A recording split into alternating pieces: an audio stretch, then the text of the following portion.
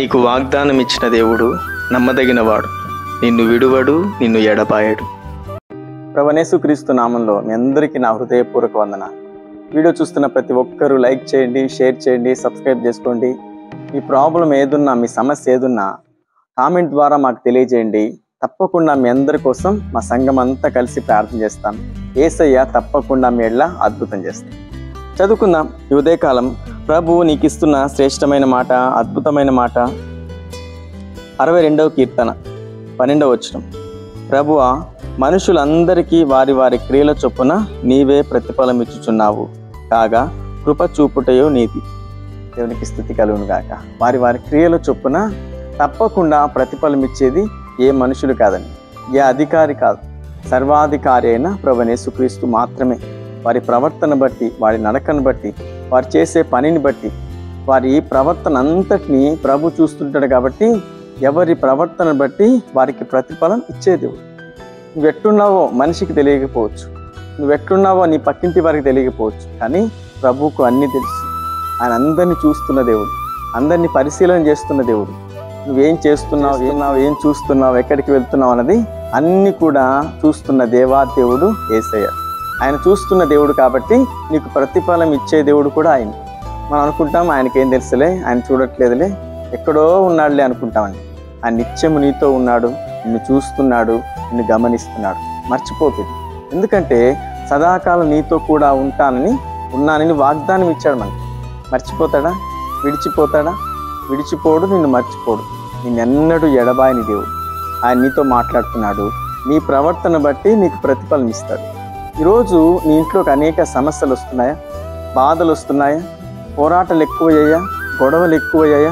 నీ ఇంట్లో సమాధానం లేదా? అయితే ప్రవర్తన బాగోలేదేమో ఒకసారి చెక్ చేసుకో.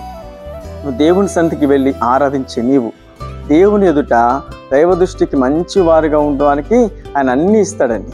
ఆయన దృష్టికి ఎవరైతే మంచిగా ఉంటారో, ఎవరైతే వాక్యానుసారంగా నడుస్తారో, ఎవరైతే యేసుని ఎక్కువగా ప్రేమిస్తూ ఉంటారో, ఆయన సన్నిధిలో ఎక్కువ గడుపుతూ ఉంటారో, వారి ప్రవర్తన బట్టి ఆశీర్వాదం ఉంటుంది. అందుకే నీతో మాట్లాడుతున్నాడు. మన ప్రవర్తన దేవుని ఎదుట సరిగ్గా ఉండాలి, చక్కగా ఉండాలి. చూడండి, సౌలు క్రియలను బట్టి సౌలుకి ఇవ్వాల్సిన ప్రతిఫలం ఆయనకి ఇచ్చాడు. సౌలు ప్రవర్తన దేవుని ఎదుట సరిగా లేదు కాబట్టి సౌలు క్రియలను బట్టి, ప్రవర్తన బట్టి తనకి ఇవ్వాల్సిన ప్రతిఫలం తనకిచ్చాడు. దావీదు ప్రవర్తన దేవునికి చక్కగా ఉంది కాబట్టి దావీదును ఆశీర్వదించాడు, హెచ్చించాడు, ఘనపరిచాడు, సింహాసనం మీద కూర్చోబెట్టాడు. అంటే ప్రవర్తన బట్టి ఆశీర్వాదాలు దాచబడి ఉంటాయి. నీ ప్రవర్తన బట్టి ఆశీర్వాదాలు ఓపెన్ అవుతాయి. అందుకే ఉదయకాలనితో మాట్లాడుతున్నాడు. నీ ప్రవర్తన దేవుని ఎదుట సరి చేసుకో. ఆశీర్వాదం, సమాధానం, ఘనత, గొప్ప దీవెనలు నీ ఇంటిని వెతుక్కుంటూ రాబోతున్నాయి. మాట పట్టుకొని ప్రార్థించు, మాట పట్టుకొని విశ్వసించు.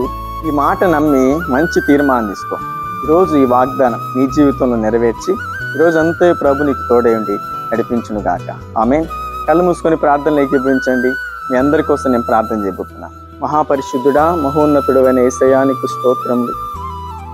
ఉదయకాలం మా అందరితో వాగ్దానం ఇచ్చి వాక్యం ద్వారా మాతో మాట్లాడుతున్నాం. ప్రభువా, ఎవరి ప్రతిఫలం, ఎవరి క్రియలను బట్టి వారికి ప్రతిఫలం ఇచ్చే దేవుడు, గొప్ప చేసే దేవుడు, దీవించే దేవుడు. నేను మాటలు వింటున్న ప్రతి బిడ్డలు తమ ప్రవర్తన నీ ఎదుట సరి చేసుకొని నువ్విచ్చే ఆశీర్వాదం పొందాలి, నువ్విచ్చే దీవెన పొందాలి, నువ్విచ్చే సమాధానం పొందుకోవాలి. ఈ ఉదయకాలం మ్యారేజ్ డే, బర్త్డే జరుపుకుంటున్న ప్రతి బిడ్డలను ఆశీర్వదించండి, దీవించండి, అన్ని విషయాల్లో వర్ధిల్ల చేయండి. జాబ్ లేని వారికి జాబ్ అనుగ్రహించండి, గర్భఫలం లేని వారికి గర్భఫలం అనుగ్రహించండి. వెళుతూ వచ్చున్న ప్రతి మార్గంలో నీ బిడ్డలకు తోడుగా ఉండండి. చేస్తున్న ప్రతి ప్రయత్నంలో సఫలం చేయండి. చేస్తున్న ప్రతి పనిలో మీరు దీవెనకరంగా మార్చి ఆశీర్వదించండి. ప్రభువా, అన్ని విషయాల్లో నీ బిడ్డలందరినీ దీవించి ఘనపరిచి అయినా నీ కృపలో బహుగా ఫలింపజేయమని యేసు నామములో ప్రార్థిస్తున్నాం పరమ తండ్రి. ఆమేన్.